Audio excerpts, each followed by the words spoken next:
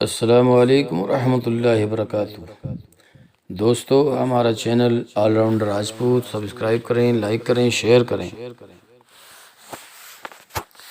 کیا آپ خلافت کے خلاف کارروائی کرنا چاہتے ہیں؟ ایک سالار نے پوچھا۔ میں نے ابھی فیصلہ نہیں کیا، سلطان صلاح الدین ایوبی نے جواب دیا۔ کل پرسوں تک میرے وہ ایلچی واپس آ جائیں گے جنہیں میں نے عمرہ کی طرف بھیج رکھا ہے۔ اگر مجھے جنگی کارروائی کرنی پڑی تو گریز نہیں کروں گا۔ آپ مصر کو خود مختار مملکت قرار دیں گے؟ ایک حاکم نے کہا۔ ہم 11 سال کے بچے کو خلیفہ تسلیم نہیں کریں گے۔ تو کیا تم سب مجھے سلطان مصر تسلیم کرتے ہو؟ صلاح الدین ایوبی نے پوچھا۔ تمام حاضرین نے یک زبان کہا کہ وہ اسے سلطان مصر تسلیم کرتے ہیں۔ صلاح الدین ایوبی نے اسی وقت خود مختاری کا اعلان کر دیا اور مصر کو آزاد مملکت قرار دے دیا۔ اس اعلان کے ساتھ ہی اسے اسی وقت قانون کے مطابق سلطان کا خطاب مل گیا۔ میں امت رسول صلی اللہ علیہ وسلم کا نہیں، میدان جنگ کا بادشاہ ہوں، سلطان صلاح الدین ایوبی نے کہا۔ تم نے دیکھا ہے کہ میں صلیبیوں کے لشکر کے درمیان گھومتا پھرتا رہا ہوں۔ میں نے 10 جابازوں سے 10 ہزار کے لشکروں کو تہ و بالا کیا ہے، مگر اپنے بھائیوں کے خلاف جنگ کی سوچتا ہوں تو تمام جنگی چالیں ذہن سے نکل جاتی ہیں۔ میری تلوار نیام سے باہر نہیں آتی۔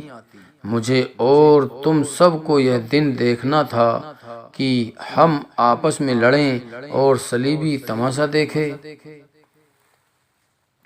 یہ تماشا ہمیں دکھانا ہی پڑے گا، سلطان محترم، ایک سالار نے کہا۔ اگر اپنے بھائیوں پر الفاظ کا اثر نہ ہو تو تلوار استعمال کرنی ہی پڑے گی۔ ہم میں سے کوئی بھی خلافت کی گدی کا خواہش مند نہیں ہے۔ ہم جو کچھ کریں گے اسلام کی خاطر کریں گے، ذاتی مفاد کی خاطر نہیں۔ سلطان صلاح الدین ایوبی نے اس سے پہلے 2 ایلچی دمشق، حلب، موصل اور 2-3 اور ریاستوں کے عمرہ کی طرف بھیج رکھے تھے۔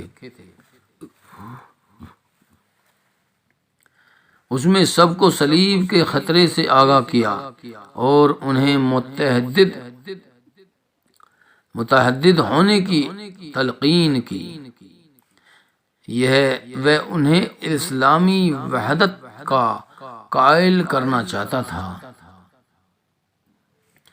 دونوں ایلچیوں نے سلطان صلاح الدین ایوبی کو بتایا کہ وہ سب سے پہلے خلیفہ کے دربار میں گئے، پیغام پیش کیا تو خلیفہ نے خود پڑھنے کی بجائے ان عمرا کے حوالے کر دیا جن کے ہاتھوں میں وہ کٹ پتلی بنا ہوا تھا۔ انہوں نے اسے خلافت کی گدی پر بیٹھایا تھا۔ ان عمرا نے سلطان صلاح الدین ایوبی کا پیغام پڑھا، آپس میں خسر فسر کی، اور ایک نے خلیفہ سے کہا کہ سلطان صلاح الدین ایوبی کے خلاف جنگ کا بہانہ کر کے تمام مسلمان ریاستوں کو ایک ریاست بنانے کی سوچ رہا ہے۔ اس کے بعد وہ اس ریاست کا حکمراں بنے گا۔ دوسرا امیر بول پڑا۔ اس نے بھی 11 سال کی عمر کے خلیفہ کو سلطان صلاح الدین ایوبی کے خلاف بھڑکایا اور کہا، آپ اسے حکم دے سکتے ہیں کہ جنگ کرنے یا نہ کرنے کا فیصلہ خلیفہ کر سکتا ہے۔ اگر سلطان صلاح الدین ایوبی خلیفہ کی حکم عدولی کرے تو آپ اسے معزول کر کے واپس بلا سکتے ہیں۔ مصر کی عمارت کسی اور کے حوالے کی جا سکتی ہے۔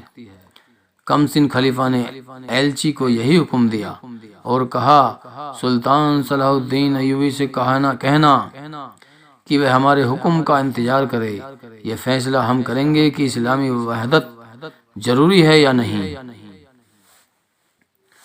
سلطان صلاح الدین ایوبی کے پاس جو فوج ہے اس میں جنگی مرحوم کے بھیجے ہوئے بہت سے دستے ہیں۔ ایک امیر نے خلیفہ سے کہا اسے حکم بھیجا جائے کہ وہ دستے واپس بھیج دے، اسے اپنی مرضی سے فوج کے استعمال کی اجازت نہیں ملنی چاہیے۔ اسے کہنا کہ وہ دستے سوار اور پیادہ جو اسے خلافت کی طرف سے دے دیے گئے تھے وہ واپس کر دے۔ خلیفہ نے کہا اور تم لوگ اب جا سکتے ہو، اور ایوبی سے کہنا کہ آئندہ خلیفہ کو اس قسم کے پیغام بھیجنے کی ضرورت نہ کرے۔ ایک اور امیر نے کہا۔ ایلچیوں نے سلطان صلاح الدین ایوبی کو بتایا کہ وہ دوسرے امراء کے پاس گئے، سب نے پیغام کا مذاق اڑایا، بعض نے سلطان ایوبی کے خلاف توہین آمیز الفاظ بھی کہے۔ ایلچی واپس آ گئے۔ سلطان صلاح الدین ایوبی کے چہرے پر کوئی تبدیلی نہ آئی، جیسے اسے ایسے ہی جواب کی توقع تھی۔ اسے دراصل علی بن سفیان کا انتظار کرنا تھا، جسے اس نے خفیہ طور سے دمشق بھیج رکھا تھا۔ فوجی جاسوسی اور سراغ رسانی کا یہ ماہر اپنے ساتھ کم و بیش 100 لڑاکا جاسوس لے کر دمشق گیا تھا۔ یہ لوگ تاجروں کے قافلے کی صورت میں تاجروں کے بھیس میں گئے تھے۔ سلطان صلاح الدین ایوبی کو ان کی بھی کوئی اطلاع نہ ملی تھی۔ نور الدین جنگی کی وفات کی اطلاع کے فوراً بعد سلطان صلاح الدین ایوبی کو یہ اطلاع ملی کہ امیروں نے خود مختاری کا اعلان کر دیا ہے۔ یہ اطلاع بھیجنے والا کوئی معمولی سا انسان نہیں تھا، بلکہ نور الدین جنگی کی بیوی تھی جو نئے خلیفہ کی ماں تھی۔ اس نے خفیہ طور پر اپنا ایک قاصد قاہرہ کی طرف دوڑا دیا تھا۔ اس نے سلطان صلاح الدین ایوبی کو وہی حالات بتائے جو جنگی کی وفات کے بعد وہاں پیدا ہو گئے تھے۔ دوستو، ہمارا channel all rounder Rajput subscribe کریں، لائک کریں، شیئر کریں۔